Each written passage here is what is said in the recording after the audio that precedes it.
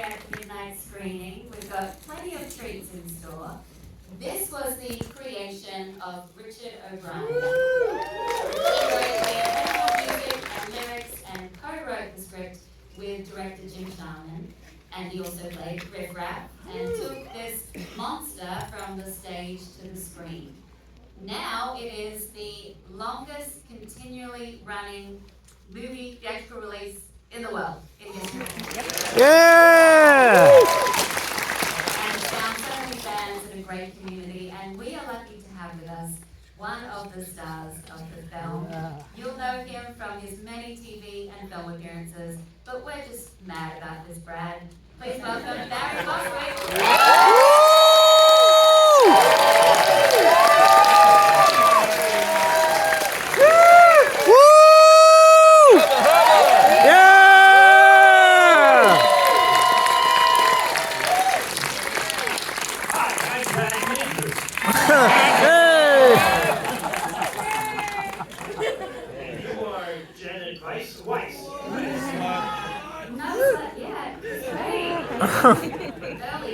I must say that Janet, by the end of the movie, was a bit of a whore. But that was the character, certainly. Yeah. Right. Well, thank you so much for being here. I'll just say one thing. Yes. What the hell are you guys doing here? It's past midnight. I Yeah! haven't done a midnight thing in 6 years or 7 years, and I'm sure a lot of you haven't been up past. Same amount of time. We came for you. If you feel the need to fall asleep, you can't. Because people will be yelling and screaming and throwing crap at you. So you can maybe sneak out, during one of the interludes between the rock and roll, but stick with it as long as you can, because this is it's an exciting evening for me, and I think I should let Alicia talk now because I've cut her off twice. Right. We're all here to hear from you, and it's such a great feeling at these midnight screenings. I know the film came out in 1975, but it wasn't long until these midnight screenings started to happen. Right, because it was a flop. It wasn't seen by very many people, and in fact, there wasn't even an opening in New York, if I remember correctly. That's where I was living at the time. But there was an opening in London, and people came out of the screening going, well, wait a minute, this isn't as lively as the stage show that came sort of beyond that at this point. And there was a lot of concern that it was slow, that there was too much time between the dialogue and the lines. And that's one of the reasons why audiences have since then come up with all this crap that they yell at. because of the space that was left between the lines, and so tonight, if you have anything witty to say, yell it out. But you were the best George Washington. This was the only George Washington since the general. But thank you very much. I was the best. Oh shit, you must be older than I am. George Washington. Well, let's talk about George Washington. Screw this thing, huh? Well, thank you very much. That was the first time George Washington was really portrayed, I think, as a real human being and not just a face on the dollar bill. The dollar bill, right? I don't know.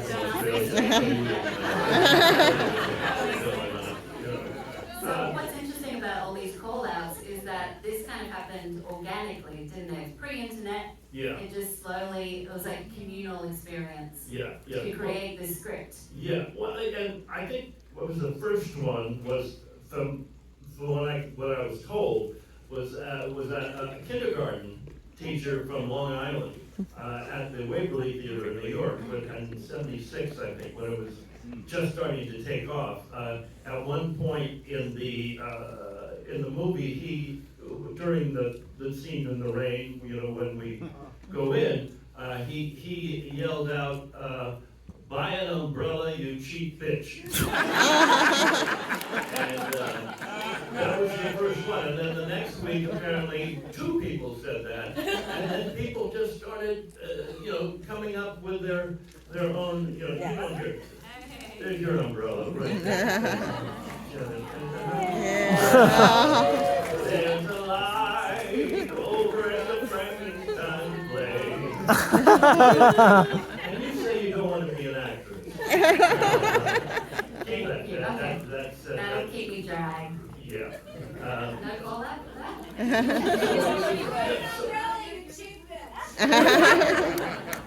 So it opened up in Westwood here, and one of the first places in the country that actually was starting to get somewhat of people coming to see it. And Lou Adler, who was the producer of it, used to go and sit outside and watch the audiences come in and out, and he realized quite early on that it was the same audience, that people were coming back 3, 4 times, and I think that's when he sort of got the idea, because he was really the Svengali of this whole thing, Lou Adler, and he decided that, well, let's see what we can do with this, and maybe find an audience, or find some way to give this to an audience where they can go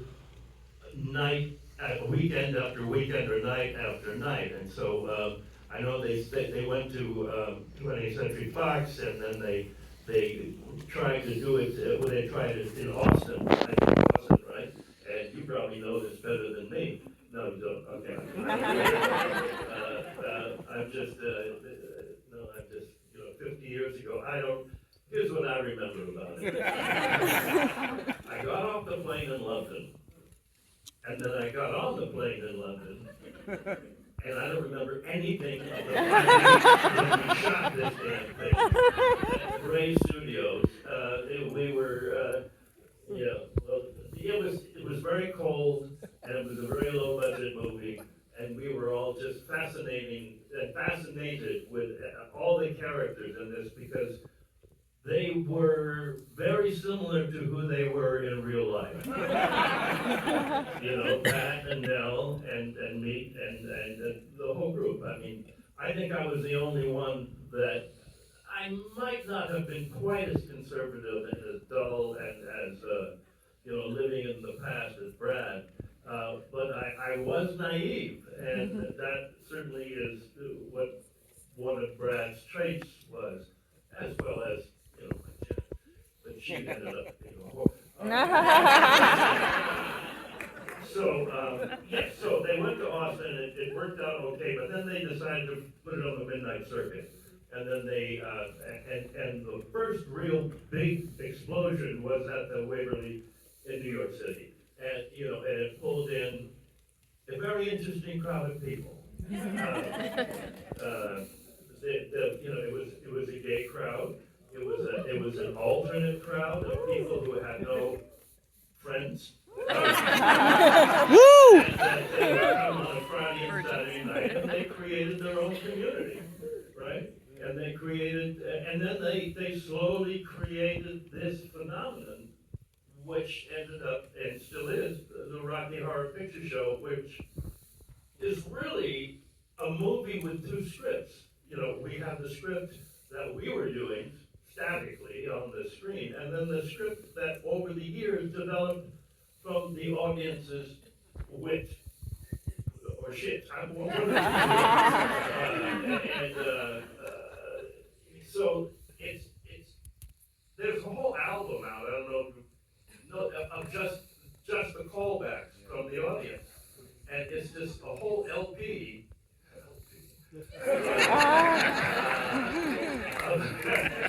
Of this cacophony of an audience yelling and screaming almost between every line, in the movie.